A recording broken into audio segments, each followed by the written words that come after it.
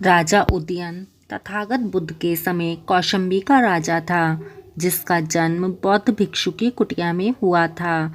दरअसल एक समय उसके पिता लाल दुशाला ओढ़े अपनी रानी के साथ सर्दी की धूप में बैठे थे।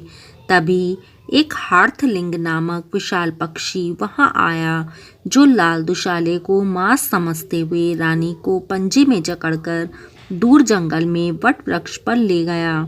यहाँ रानी के जोर जोर से शोर मचाने पर पक्षी उसे पेड़ पर ही छोड़कर उड़ गया।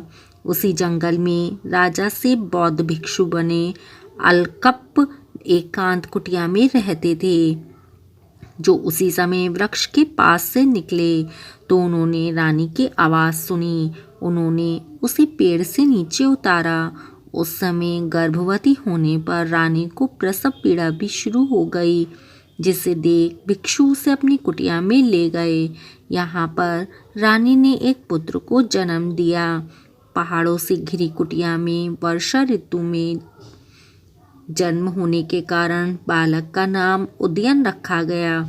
इसके बाद जब रानी ने अपने राजा पति व राज परिवार के बारे में बताया तो अलकप ने ध्यान किया, जिसमें उन्हें रानी के पति की मृत्यु की जानकारी मिली।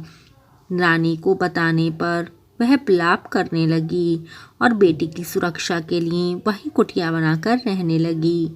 बौद्ध भिक्षु अलकप के वन्य जीवों को वश में करने वाले हस्तिकांत मंत्र व वीणा वादन में निपुण होने के कारण उदयन भी इसी गुण के साथ बड़ा हुआ।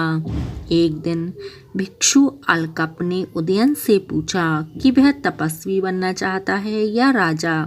इस पर उसने राजा बनने की इच्छा जाहिर की और अपने राज्य में वापस लौटने की मंशा जताई।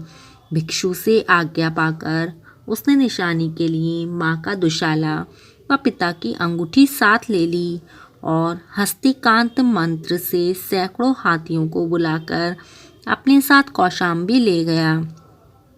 रास्ते में वह घोषणा करता हुआ गया कि जिसे भी धन वैभव चाहिए वह उसके साथ हो जाए। यह सुन सैकड़ों युवक उसके साथ हो गए। इसके बाद उदयन के हाथियों व युवकों ने कौशाम्बी को घेर लिया। उसने नगर के शासकों को संदेश भेजा कि उसके पास रानी की दुशाला और राजा की अंगूठी है। वही राजा का एकमात्र पुत्र होने के नाते राज्य पाने का अधिकारी है।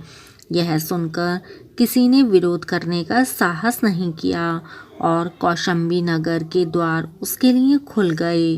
राजपुरोहित ने उसके माथे पर तिलक कर उसे कौशाम्बी का राजा नियुक्त किया।